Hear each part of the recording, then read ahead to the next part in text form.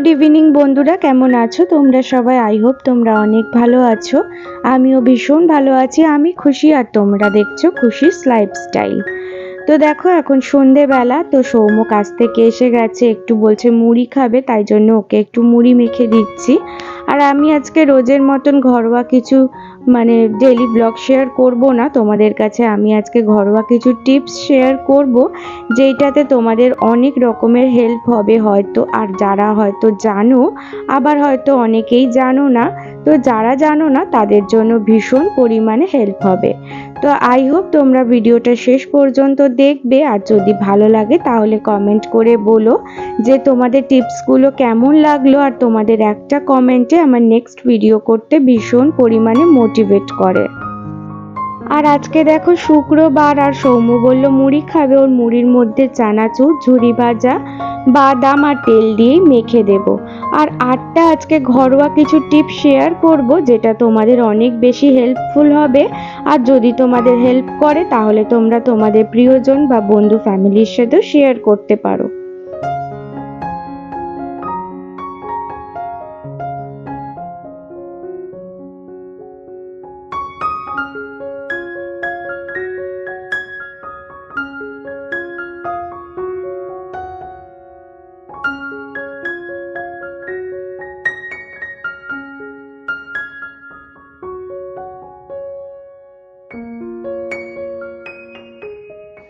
তো tips number 1 দেখো, যদি গ্যাস ওভেনের পাশে এরকম একটা মশলাদানি রেখে দাও তাহলে ভীষণ পরিমাণে হেল্প হয় রান্নার জন্য। যাদের তাড়াতাড়ি রান্না বান্না করতে হয় তাদের জন্যই স্পেশালি ভীষণ পরিমাণে হেল্প করবে। এইরকম দেখো একটা মশলাদানির মধ্যে 5-6 রকমের কৌটো থাকে, আর তার মধ্যে নানা রকমের গুঁড়ো মশলাও রেখে দিতে পারো। এই যে ধরো লঙ্কার গুঁড়ো একটা কৌটোয়, হলুদ গুঁড়ো একটা কৌটোয়, এরকমভাবে রাখলে কিন্তু নিয়ে নিয়ে রান্না করতেও ভীষণ দেরি হয়। তো মায়ের বাড়িতে আমি যখন রান্না করি এরকম একটা মশলাদানিতেই যেহেতু সমস্ত রকমের মশলা আমি পেয়ে যাই, তাই জন্য আরও সহজেই আমি রান্নাটা করতে পারি। তাই জন্য এই টিপসটা তোমাদের সাথে শেয়ার করলাম। আই হোপ তোমাদের ভালো লাগবে। আর রোজ দেখো মুছে মুছে নিলেই হয়ে যায়, আর সপ্তাহে একদিন যখন মশলাগুলো কৌটোয় ঢেলে দেওয়া হয় তারপরে যখন মাজা হয় পুরো পরিষ্কার হয়ে যায়।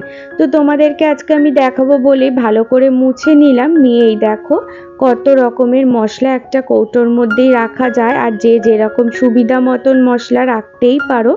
আর দেখো এখানের মধ্যেও কি কি মশলা রাখা হয়েছে তোমাদেরকে বলছি। এই দেখো হলুদ গুঁড়োটাও শেষ হয়ে গিয়েছিল, তাই জন্য এই হলুদ গুঁড়োটাও ঢেলে নিচ্ছি। এইরকম যখন শেষ হয়ে যায় এক একটা মশলা তখন এরকম ঢেলে নেওয়া হয়। তো মায়ের যেহেতু রান্না করে রোজে, তো মা সুবিধা মতন কি কি মশলা রেখেছে সেগুলোই তোমাদেরকে বলছি। দেখো এই যে হলুদ গুঁড়ো রেখেছে, জিরে গুঁড়ো রেখেছে, কালো জিরে রেখেছে, সর্ষে রেখেছে, সাদা জিরে, শুকনো লঙ্কা গুঁড়ো, আর এখানে হচ্ছে ওষুধের যে ঢাকনা থাকে সেইটাও মাঝখানে জায়গা ছিল রেখে দিয়েছে। মায়ের সুবিধা মতন রেখেছে মশলা, যেহেতু মা এগুলো দিয়ে বেশি রান্না করে। টিপস নাম্বার 2 দেখো কি বলছি। এই যে এরকম কাঁচি থাকে, অনেক রকমই নতুন কাঁচি থাকে যেগুলোর ধার একদমই কমে যায়, আর সেটা অনেকেই বাতিল করে দেয়। তো কিভাবে কাঁচিতে ধার আনা যায় সেটাই তোমাদের সাথে শেয়ার করছি। এই দেখো পেপারটাতেও কাটছে না, কাঁচিতে ধারটা একদম চলে গেছে। তো সেই কারণে কিভাবে ধার আনা যায় বলছি। দেখো অনেকেই জানো হয়তো, আর যারা জানো না তাদেরকে আমি এগুলো শেয়ার করছি। এরকম দেখো একটা নুনের কৌটো নিয়ে নেবে, আর নুনের কৌটোর মধ্যে কাঁচিটা দিয়ে ভালো করে প্রেস করতে হবে। দেখো দেখাচ্ছি কিরকম। এই যে এরকম ভাবে দেখো অনেকটা প্রেস করতে হবে, তাতে গিয়ে কিন্তু কাঁচিতে ধার চলে আসে। তো তোমরা এই টিপসগুলো ফলো করতে পারো, আর আমাকে বলো যে তোমাদের কতটা হেল্পফুল করছে।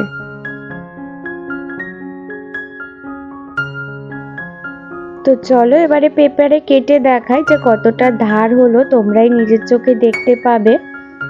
পেপারটা খুলি, দাঁড়াও।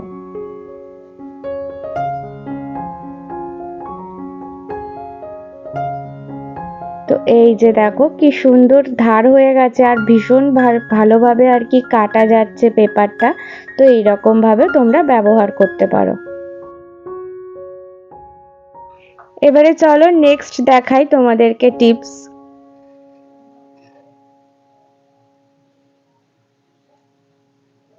টিপস নাম্বার 3, দেখো গ্যাসটা কত পরিমাণে নোংরা হয়েছে। আর রোজের এরকম গ্যাস কিন্তু কেউ ধোয় না আর মাজাও যায় না রোজের।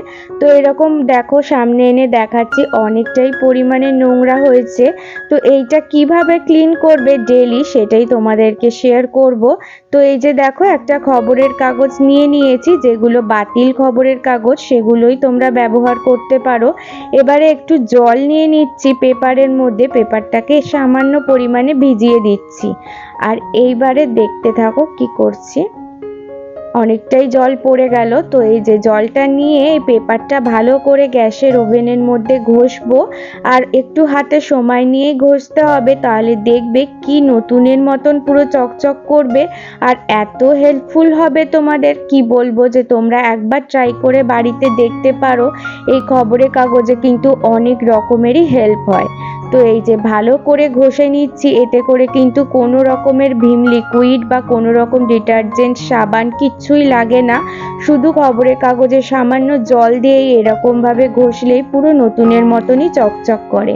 তো তোমাদের শেষে দেখাচ্ছি, দেখো গ্যাসটা কত সুন্দর পরিষ্কার হয়ে গেছে। আর জানো তো বন্ধুরা, এই সমস্ত টিপসগুলো আমি ছোট থেকে মায়ের কাছেই দেখে দেখে শিখেছি। এগুলো কোনো রকমেরই ভিডিও দেখে বা এই রকম নয়, মা করতো তাতে করে আমি কিন্তু অনেক কিছুই শিখে গেছি। তো তাই জন্যই তোমাদেরকেও আমি এগুলো শেয়ার করছি। আর দেখো পেপার দিয়ে ঘষেছি, তারপরে একটা শুকনো কাপড় দিয়ে ভালো করে মুছে নিলাম। এবারে দেখো গ্যাসটা কত সুন্দর চকচক করছে, আর মনেই হচ্ছে না এতটা পরিমাণে নোংরা ছিল।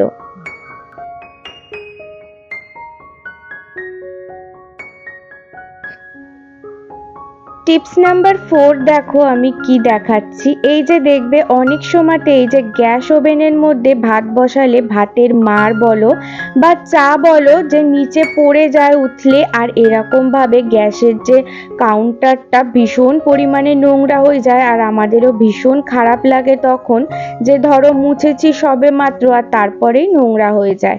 তো এতে করে তোমরা কি করতে পারো, দেখো এরকম একটা থালা নিয়ে নেবে। যে যেরকম খুশি থালা নিতে পারো, ফাইবারেরও নেওয়া যায়, কাচেরও নেওয়া যায় বা স্টিলেরও নেওয়া যায়।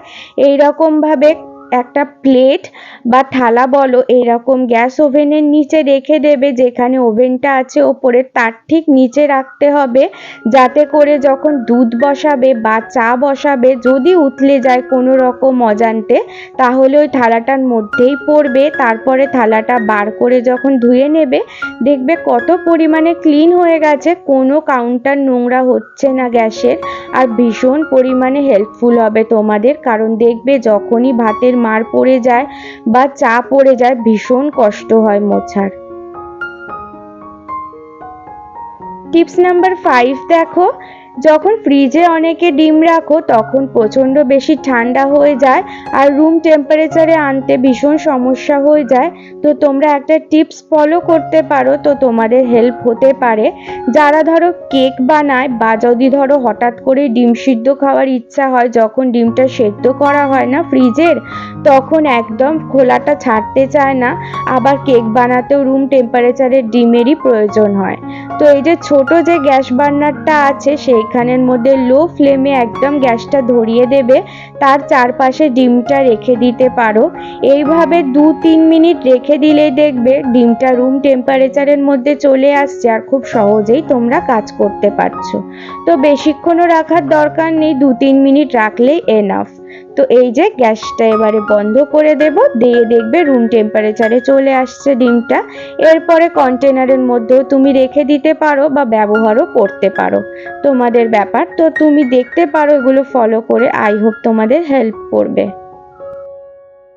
আর সুস্মিতা চৌধুরী বোন এত সুন্দর সুন্দর কমেন্ট করে যে ওর কমেন্ট পড়ে আমার এত বেশি মনটা আনন্দ লাগে যে কি বলবো, ওর জন্যই মনে হয় ভিডিওটা দিই। তো ওর কমেন্টে আমার ভীষণ পরিমাণে মোটিভেট লাগে আর আমি খুব হেল্প পাই ও কমেন্ট করলে। তো থ্যাংক ইউ সুস্মিতা এত ভালো কমেন্ট করার জন্য। টিপস নাম্বার 6 দেখো, যেগুলো ইউজলেস কাঁচি থাকে সেগুলো আমরা অনেকেই বাড়িতে ফেলে দিই। তো এগুলো ফেলে দেওয়ারও কোনো মানে নেই, কাঁচিগুলো বহু পুরাতন, সেগুলো হচ্ছে আমরা যখন ছোট ছিলাম তখনের কাঁচি এগুলো। তো মা এগুলো কোনো রকমই ফেলেনি।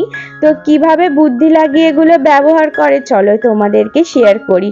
তো এই যে দেখো, ধনেপাতা কাটতে কত বেশি সুবিধা হচ্ছে, সমস্ত রান্নাতে এরকম কেটে কেটে দিয়ে দেওয়া যাবে, বা শাকও কাটতে পারো যাদের খুব সুবিধা হবে এরকম কাঁচিতে শাক কাটলে। বা ধরো মা যেমন করে যখন মাছ বাছে তখন মাছের ফুলকো টুলকোগুলো এই কাঁচি দিয়ে কেটে দেয় আর ভীষণ পরিমাণে দেখি হেল্প করে। তো আমিও শিখে নিয়েছি, তোমাদেরকেও শেয়ার করে দিলাম টিপসটা। তো বড় কাঁচি তো ওইসবের জন্য লাগে, আর ছোট কাঁচিতে লঙ্কা কাটতে ভীষণ সুবিধা হয়।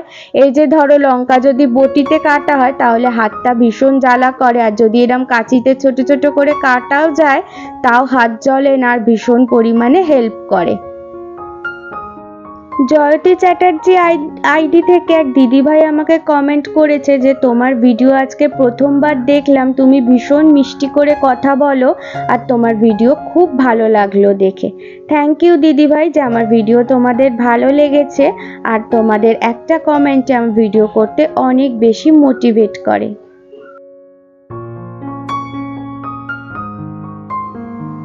তো এই যে দেখো লঙ্কাগুলো কত সুন্দর করে কাটা হয়ে গেছে, এরকম ভাবেও ইউজ করতে পারো। তো তোমরা আরো অনেক রকম ভাবে কাঁচিগুলোকে ব্যবহার করতে পারো।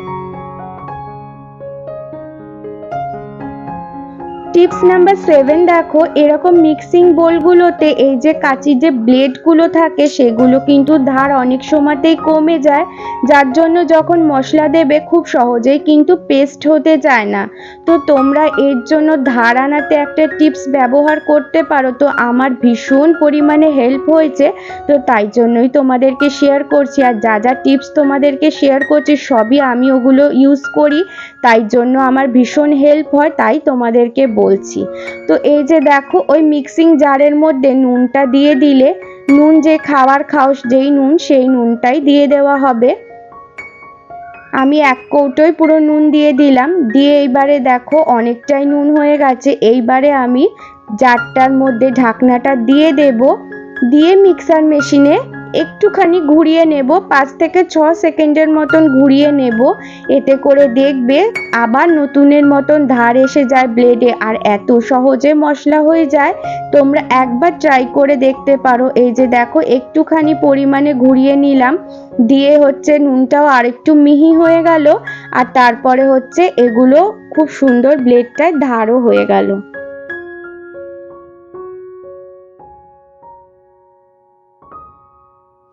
তো এইবারে জার থেকে নুনটা আমি আবার কৌটোর মধ্যে ঢেলে দেব, যার জন্য রান্না হয়ে যাবে নুনে, আর কোনো রকমেরই খারাপও হয় না। আর দেখবে ব্লেডটাও প্রচণ্ড ধারালো হয়ে গেছে।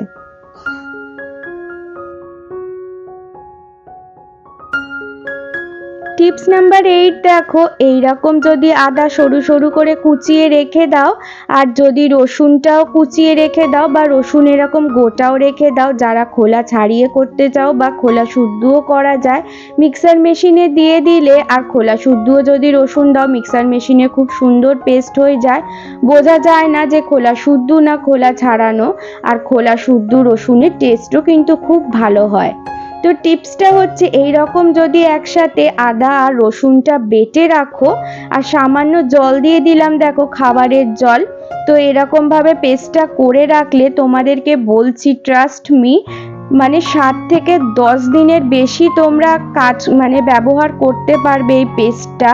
আর এত হেল্প হবে যারা অফিসে যাও বা যারা খুব তাড়াতাড়ি রান্না করতে চাও, তারা এরকম পেস্ট করে রাখলে, বা ধরো আদা একটা কন্টেনারে আলাদা পেস্ট করে রাখলে, রসুন একটা জায়গায় করে রাখলে, এতে করে রান্না ভীষণ তাড়াতাড়ি হয়ে যায়, আর রান্নার কিন্তু টেস্টটাও খুব সুন্দর হয়। আর দেখো কত সুন্দর মিহিভাবে পেস্ট হয়ে যায়।